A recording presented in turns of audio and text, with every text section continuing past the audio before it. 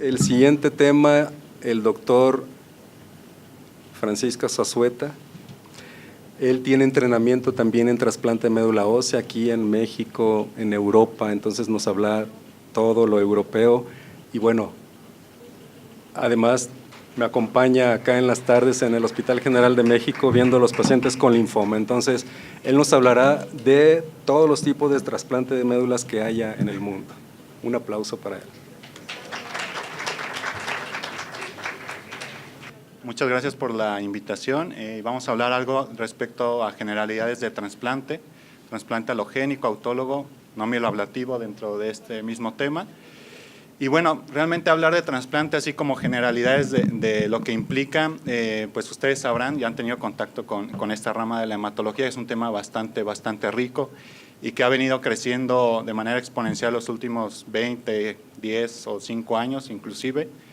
Y pues esto implica que el conocimiento es muchísimo, entonces vamos a tratar de repasar puntos clave relacionados al trasplante y bueno, de manera general comentarles la utilización del trasplante en nuestro medio tiene múltiples estrategias, ¿no?, que podemos emplear. El trasplante autólogo es un medio para poder vencer la citotoxicidad que otorga ya sea el tratamiento con altas dosis de quimioterapia o radioterapia para pacientes con neoplasias hematológicas e inclusive no hematológicas, y actualmente también en pacientes con trastornos o enfermedades autoinmunes se ha venido empleando lo que es el trasplante autólogo como una medida terapéutica.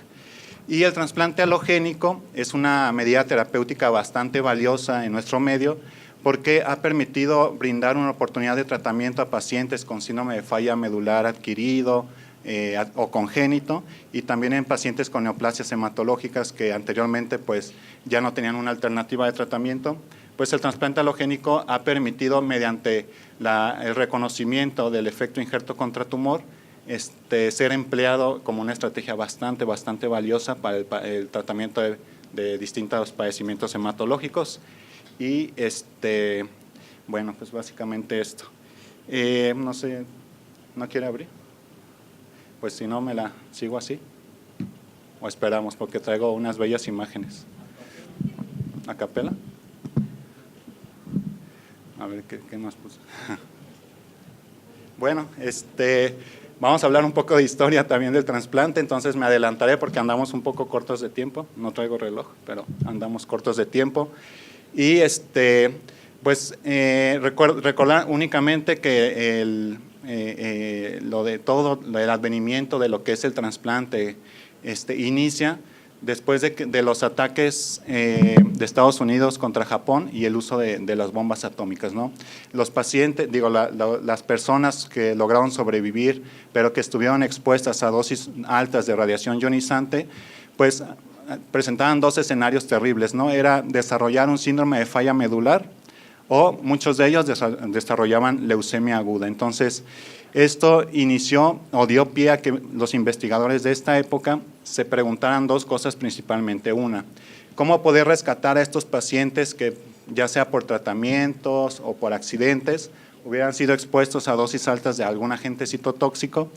Y la otra es si este accidente o este tratamiento había tenido este efecto en la hematopoiesis normal, si esto también podría brindar un tratamiento contra enfermedades hematológicas, principalmente la leucemia aguda, que era una entidad devastadora a mediados de los 50, y la anemia plástica, que era igual de devastadora. Entonces, a raíz de esto, el doctor Donald Thomas, en 1957 y 59, inicia las publicaciones pivote que dieron pie a todo lo que conocemos hoy como el trasplante de médula ósea.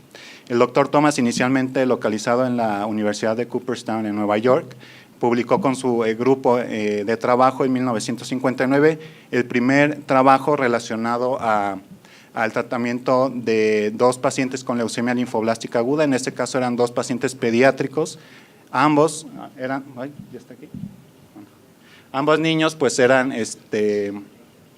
tenían afortunadamente un gemelo idéntico. Entonces, pues el doctor Thomas aprovechó esta oportunidad y eran pacientes con el diagnóstico de una leucemia linfoblástica, que en aquel entonces difícilmente se podían lograr remisiones completas o duraderas porque el tratamiento se basaba en metrotexate y purinetol. Entonces el doctor Thomas planteó utilizar la radiación corporal total como un método de erradicación de la enfermedad en estos dos pacientitos e infundirle a ambos la médula ósea de su donador singénico. Entonces, es bastante interesante la publicación que él hace, porque recordemos que para esa época pues no existía la identificación del sistema HLA. Él optó de manera muy correcta de utilizar a donadores singénicos, por lo que los estudios previos en modelos murinos habían dado a la luz de que los pacientes que se transfundían médula ósea de un donador halogénico, que no fuera un donador gemelo, digamos, pues tenían el desarrollo de una enfermedad que se caracterizaba en aquel entonces como una enfermedad por desgaste, que era terrible, y finalmente llegaba al fallecimiento de los pacientes. Entonces el doctor Thomas optó por dar una dosis alta de radiación corporal total a estos dos pacientes, infundió la médula ósea de sus donadores gemelos y logró ciertamente logró que estos pacientes integraran una remisión muy corta. Esta remisión les hablo de 40, 60 días. Sin embargo, pues ante el desconocimiento de la necesidad de una terapia de inmunosupresión, de la correcta caracterización del conteo de las células que se infundían, pues ambos pacientes finalmente tuvieron una recaída y fallecieron de la enfermedad, pero pues esto fue en 1959, o sea, es bastante interesante ver los planteamientos que se hacían en aquella época. Bueno, y adelantándonos ya un poco sobre este tema, para 1970, realmente lo que pasó entre mediados de los 50 y 60 y finales de los 60, perdón, pues realmente fueron historias de múltiples fracasos. Entonces muchos investigadores lo que hacían era optar por abandonar el trasplante como una medida terapéutica para los pacientes con padecimientos hematológicos. Les comenté, aquí está el trabajo del doctor Thomas, y aquí está, miren, la dosis de irradiación corporal total y cómo en el día aproximadamente 11 o 12 ambos pacientes lograron un injerto mieloide. Se mantuvo algún tiempo, se va perdiendo aquí el injerto, seguramente tuvieron una falla primaria o secundaria del injerto, y finalmente ambos fallecen alrededor de entre el día 40 y 60. Estos trabajos le valieron al doctor Thomas el Premio Nobel de Medicina en 1990, entonces es importante que todos los reconozcamos.